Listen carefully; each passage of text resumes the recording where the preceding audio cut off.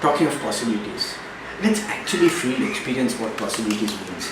I think one of the really great examples I have seen indirectly, this woman, absolutely amazing story. Staying in a tiny village, agriculture, her husband is a landless laborer, they have 4 little kids, hardly any income, few rupees a day, on days when she gets an income, that when he gets an income, sorry. And the worst part of it is, he suddenly dies out of a minor sickness. Just look at this. A widow staying in a remote village in Calcutta, near Calcutta. Agricultural community, 4 tiny kids. The husband suddenly dies. Imagine the kind of difficulty, the kind of situation people can go through.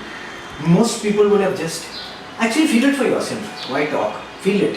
What would you do if you suddenly become a widow and you have 4 kids, the kids are crying, "Mommy, I'm hungry," and you know the tiniest one is in arms and is going to die anytime. What do you feel? What do you really feel? You know, most of us would feel like suicide. Was there the option of committing suicide for her? What happens to her kids? What happens when this kind of hopelessness takes over that you can't even commit suicide without murdering 4 children? Nobody does that. You know what this woman does? She takes a vow, I am not going to get defeated, I am not going to surrender. I am going to do something with my life, for my kids, and something more. A bigger promise than even just my kids.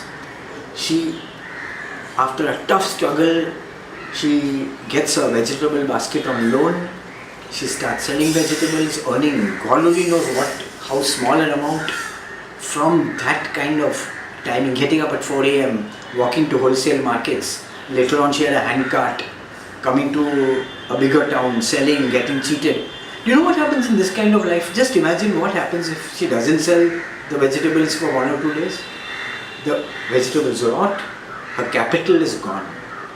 Have we ever experienced what happens when our entire capital goes in 1 or 2 days? This is the condition she lived in. She brought up all the 4 kids.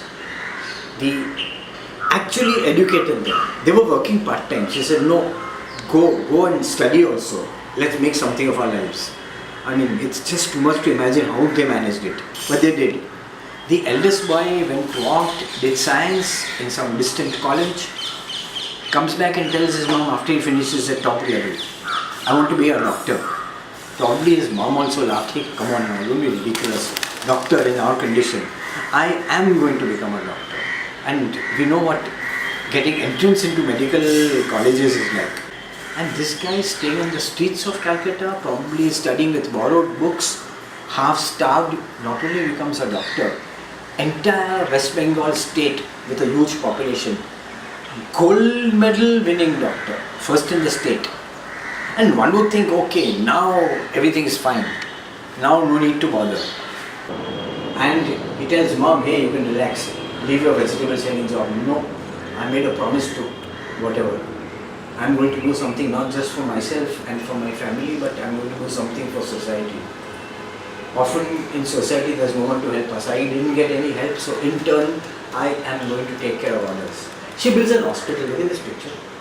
She builds an hospital from her own funds by selling vegetables. Any human being coming out from this condition into doing something for her children, for her family and for society at large, isn't that real strength within? Isn't that possibilities? And you know the great part of it is, do you think it's she alone who has this kind of strength? She alone has this kind of possibilities? Think a little. You know where the possibilities are? The one you are most concerned with in you.